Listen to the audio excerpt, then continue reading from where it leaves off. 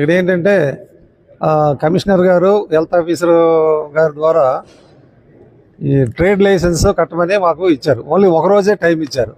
అయితే మేమేంటే అది ఒక రోజులో ఇది అవ్వదు కదండి, కొంచెం టైం ఇవ్వమంటే అని అడిగాం. అంటే టైం మరి ఇవ్వడానికి లేదని చెప్పారు.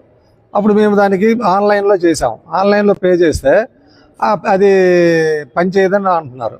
సో ఈవేళ ఈవినింగ్ వచ్చి ఇది క్లోజ్ చేస్తామంటే మేము చెప్పాము. ఇక్కడ మా కస్టమర్ వెహికల్స్ ఉన్నాయి, సర్వీసింగ్ వెహికల్స్ ఉన్నాయి.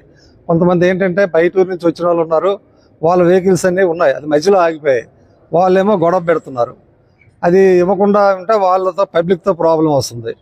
అలాగే టీఆర్స్ అంటే మేము అమ్మిన బళ్ళుకి టీఆర్ మేము ప్రాసెస్లో ఉన్నాయి. ఆ టీఆర్ ప్రాసెస్లో ఉంటుండే కమిషనర్ గారు తర్వాత హెల్త్ ఆఫీసర్ గారు వచ్చి ఇమీడియట్గా సీజ్ క్లోజ్ చేసేయాలని అందరినీ బయటకు వచ్చిమంటే వాళ్ళు మధ్యలో ఆపేశారు. దాంతో కస్టమర్స్ ఏమో మాకు గొడవ పెడుతున్నారు. ఇప్పుడు మా వెహికల్స్ పరిస్థితి ఏంటి?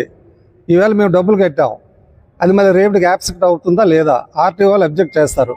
సో ఇలాంటి ప్రాబ్లమ్స్ అన్నీ ఉన్నాయి. అందుకని మాకు ఒక 24 hours టైం ఇవ్వండి రేపు ఈవినింగ్ వరకు అని చెప్పాం. కానీ దానికి కమిషనర్ గారు హెల్త్ ఆఫీసర్ గారు దానికి ఏమీ స్పందించకుండా ఇమీడియట్గా క్లోజ్ చేయాలని చెప్తున్నారు. అలాగే మాకు సర్వీస్ వెహికల్స్తో పాటు లోపల ఎలక్ట్రికల్ వెహికల్స్ ఉన్నాయి, దానికి బ్యాటరీస్ ఉన్నాయి, ఐక్యూబ్ వెహికల్స్. ఆ బ్యాటరీస్ అలా వదిలిస్తే అవి ఎక్స్ప్లోడ్ అయిపోవడానికి ఛాన్స్ ఉంటాయి. ఎక్స్ప్లోడ్ అయిపోయిందంటే చుట్టుపక్కల ఇవన్నీ కూడా పెట్రోల్ వెహికల్స్ అవన్నీ ఉన్నాయి. దానివల్ల మిగతా చాలా పెద్ద ఫైర్ యాక్సిడెంట్ అవ్వడానికి కూడా ఛాన్స్ ఉంది. మరి ఈ విషయాలన్నీ చెప్పాము, కమిషనర్ గారికి చెప్పాము, హెల్త్ ఆఫీసర్ గారికి చెప్పాము. కానీ వాళ్ళు ఏమీ స్పందించలేదు. వాళ్ళు ఒకటే మాట, వెంటనే క్లోజ్ చేసేయండి, బయటకు వచ్చేయండి అంటున్నారు. సో మేమేం చెప్పామంటే ఈ వెహికల్స్ దీని తాలూకా స్టాక్ కూడా తీసుకోవాలి, ఏదైనా అయితే మేము అన్నీ కస్టమర్స్కి మేము అంతా రెస్పాన్సిబుల్ కదండి అని చెప్పాము. దానికి టైం అడుగుతున్నాము. కానీ ప్రజెంట్ ఏంటంటే వాళ్ళు టైమే ఇవ్వట్లేదు. ఇమీడియట్గా క్లోజ్ చేయండి మా వెంట పడుతున్నారు.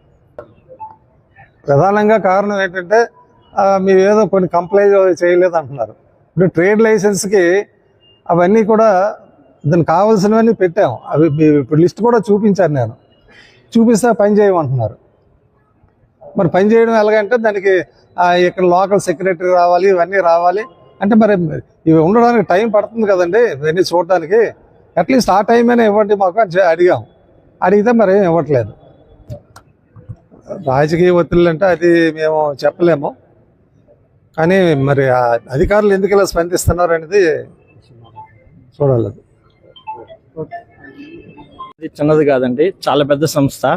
3 జిల్లాల్లోని కూడా మనది ఉంది ధర్మణ సంస్థ. దీంట్లో ఇంచుమించు ఒక 200 కుటుంబాలు పరోక్షంగా అవుట్ సైడ్ నుండి కానీ ఇలా నుండి కానీ బతుకుతున్నారు.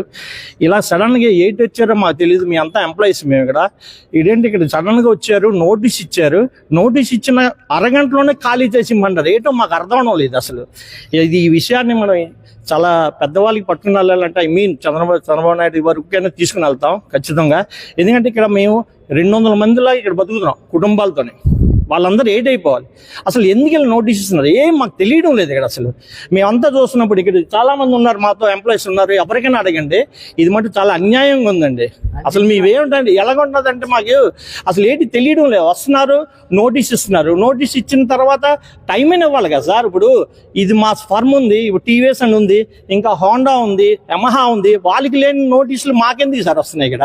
ఇరగామిగా ఉంది. అంటే 2 వీలర్ సెగ్మెంట్ లోనే ఇంత పెద్ద షోరూమ్ అనేది ఇండియాలోనే ఫస్ట్ దండి.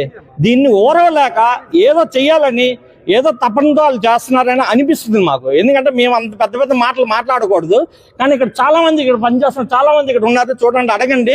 ఇక్కడ ఎంత హోదా ఇక్కడ పనిచేస్తామంటే మేము గౌరవంగా ఫీల్ అవుతున్నాం.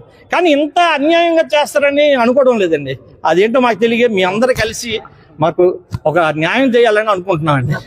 ఇప్పుడు మేము ఒకలేమే కాదు, హోండా ఉంది, యమహా ఉంది, మిగతా వాళ్ళకి ట్రేడ్ నోటీసులు గట్ట లేవా ఏంటా?